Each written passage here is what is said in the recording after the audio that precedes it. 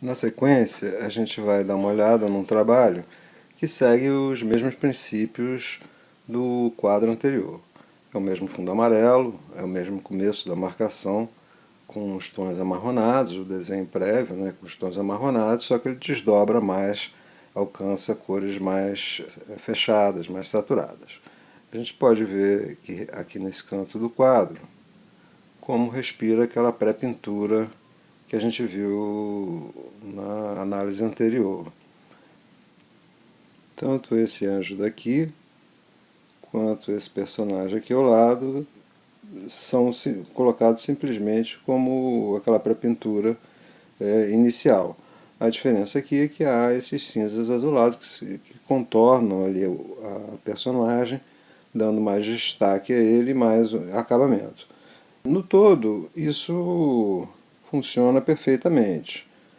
Se a gente voltar aqui ao todo, a gente percebe que, se tratando ali de um teto, né, que não é para ser visto de perto, só pode ser visto ao longe, não é necessário um acabamento mais desdobrado do que o foi feito para ter uma coerência, para ter um arremate natural. Já em termos de linha, de desenho linear, o Rubens desdobra um padrão típico dele, continua desdobrando aquele mesmo desenho, né, de costuras lineares em S que se interligam, as formas, os braços, os membros, criam relações internas ali que costuram um padrão amarrado, um padrão fechado, que beira aí o decorativo no sentido de criar um padrão neutro sem uma ação compositiva mais efetiva. Entretanto, a gente continua aí reconhecendo, né, que existe uma função, uma ação principal ali que comanda o acontecimento compositivo como um todo, que é a forma desse Y aqui no centro do quadro. Isso se destaca ali daquele padrão linear como uma ação principal na composição.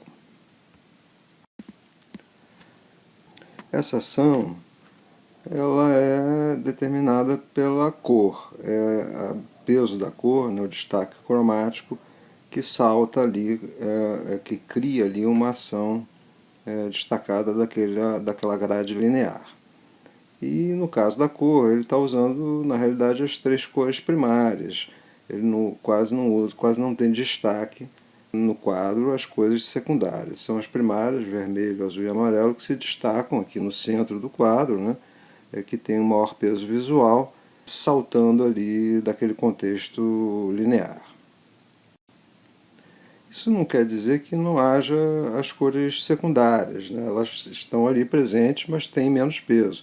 A gente reconhece aqui, por exemplo, a presença de um terra verde aqui, né, muito interessante, que se funde ali, que se mistura ali com a estrutura do fundo. A gente reconhece aqui os tons de violeta, né, que são resultado ali da mistura do vermelho com branco, se a gente lembrar ali da aula de cor, né, a gente reconhece que o branco esfria realmente os vermelhos, transformando, puxando eles para os tons violáceos, né, e a gente tem também os tons alaranjados, que a gente encontra aqui nas encarnações, né, das personagens, né, os tons mais alaranjados, que são típicos ali da encarnação das figuras. O que nos interessa nesse momento, para o estudo dos processos, é a gente ver como é que ele chega nisso, né? Como é que ele alcança essas vibrações cromáticas, desdobrando ali daquela pré-pintura que a gente viu anteriormente. E é justamente o fato, né, o fato visual, é que ele puxa, ele inicia o trabalho por aquela marcação prévia feita com os marrons, a mistura de vermelho com preto, e vai desdobrando a partir dessa marcação inicial, desse uso de marrons ora mais avermelhados e ora com mais preto, ele vai desdobrando a cor no movimento de retorno. Né? Ele escurece com esse marrom e retorna iluminando com os amarelos e brancos. Aqui a gente retoma ali aquele vetor principal ali do eixo dos amarelos, né? Esse movimento aqui de escurecer e clarear no eixo, sem alterar o matiz dos amarelos, que é feito com aqueles marrons, né? E isso a gente encontra com mais objetividade nesse personagem desse leão aqui no canto inferior do quadro, que permanece ali nos tons mais amarronados, iluminado, né, pelos amarelos e brancos. Um pouco mais acima, a gente vê um outro desdobramento possível, que seria puxar o marrom para os tons de preto e retornar com os amarelos. Aí, se a gente puxa os pretos e volta com os amarelos, a gente obtém os terras verdes, né, que a gente encontra aqui. Para o outro lado, a gente teria os tons de vermelho. Se ele entra com vermelho e volta com amarelo, vai para os tons alaranjados, aí a gente teria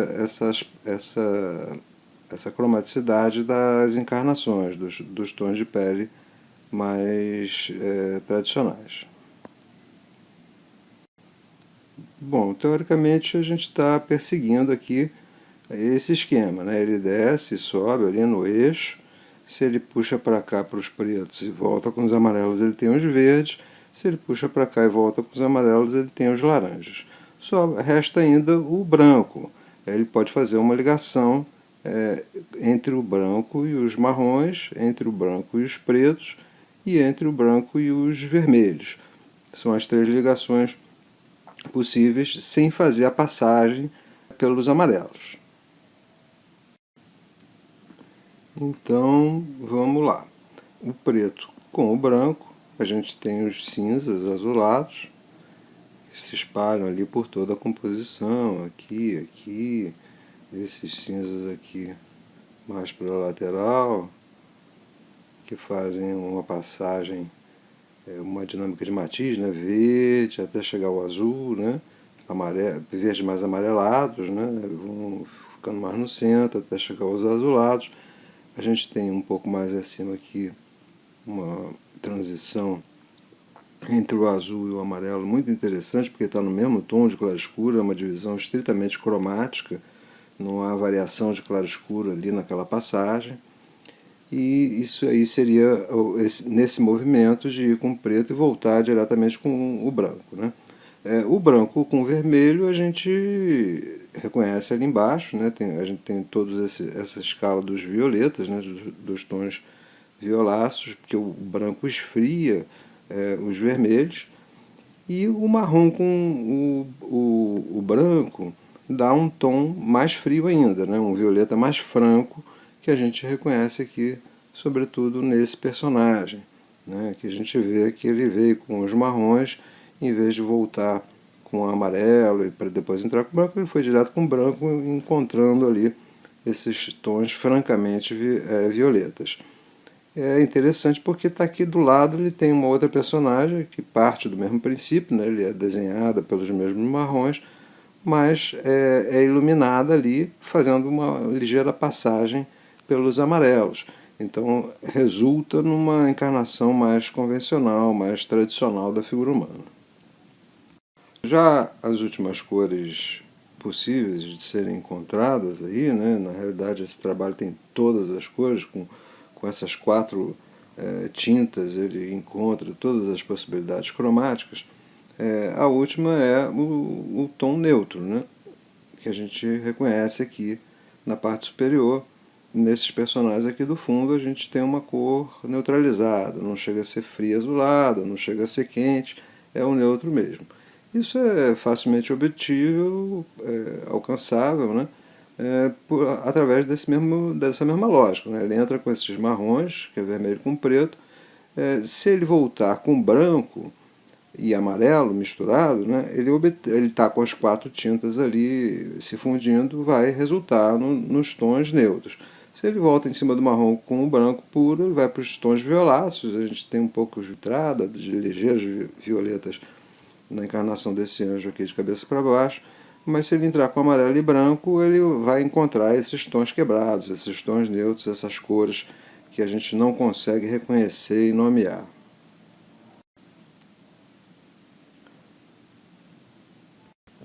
Bem, o que a gente viu até agora foi o reconhecimento, no que a gente fez foi o reconhecimento das cores presentes no quadro e o processo, o método que ele utiliza para alcançar essas cores finais.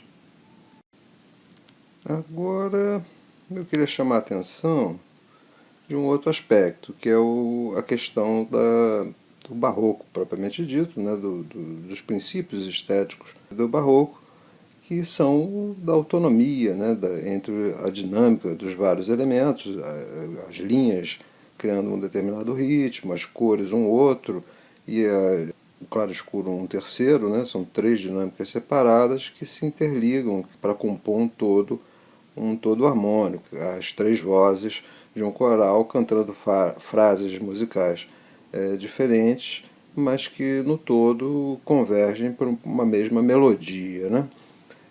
O Rubens, no caso aqui, ele está usando as três cores primárias que não são muito dinâmicas, elas tendem a ser cores mais estáticas, a gente viu isso na aula de cor, que as cores primárias tendem a estabilizar, e é uma tendência ali da estética mais clássica utilizar essas cores primárias justamente para criar ritmos estáveis dentro do campo visual e não dinâmicas fluidas que criam relações e interligações. Mas o que eu queria chamar a atenção é que o Rubens ele vai nesse centro aqui, ele vai descer até uma escuridão muito profunda, né, no desdobramento dos marrons, né, ele puxa preto para um lado, vermelho para o outro, que compõe o marrom.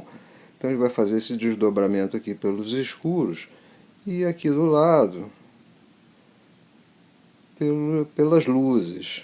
Nesse movimento, né, que a gente viu, que é o movimento de desenhar, que ele escurece com marrom e volta com amarelo e branco, e ao fazer isso ele vai desdobrando a cromaticidade dos quadros, ele vai criar uma independência da cor em relação tanto às linhas quanto ao claro-escuro.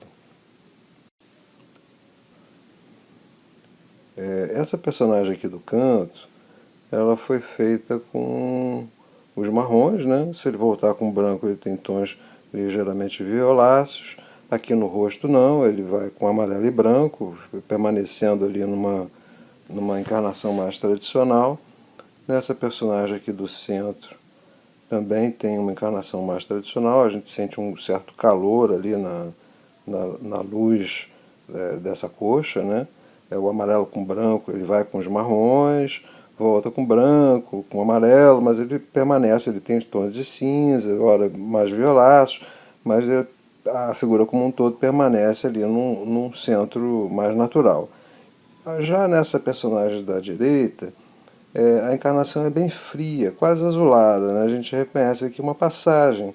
Aqui, na realidade, há uma divisão de claro e escuro, mas uma dinâmica interligada de cor. Há um fluxo aqui, o azul entra para cima da personagem, vai esquentando até chegar no calor mais efetivo ali daquela personagem superior. Então o que ocorre? A gente tem os quentes aqui que vão esfriando gradativamente até chegar aos azuis, e isso é feito através de um movimento de iluminar. A gente tem um tom aqui mais ligado aos cinzas médios, vai clareando, clareando, clareando, e quando chega na luz mais extrema ele pula para as áreas de mais frio, de uma cromaticidade mais azulada. Um pouco mais acima a gente vê que de fato ele está preocupado ali, ele está atento ali às variações cromáticas dessas luzes, né? Esse personagem aqui do centro é muito interessante nesse aspecto. A gente tem uma luz quente aqui, uma luz alaranjada aqui, uma luz neutralizada nessa gola, uma luz mais fria naquele capacete, uma luz aqui meio neutralizada, que é pouco definível, né? Então ele está fazendo variações cromáticas das luzes mais altas e dos escuros mais profundos. Ora, se a gente lembrar o que a gente estudou no processo do Rembrandt, a gente vê que o Rubens está buscando algo muito parecido, né? Vamos retomar aqui o balão de cor.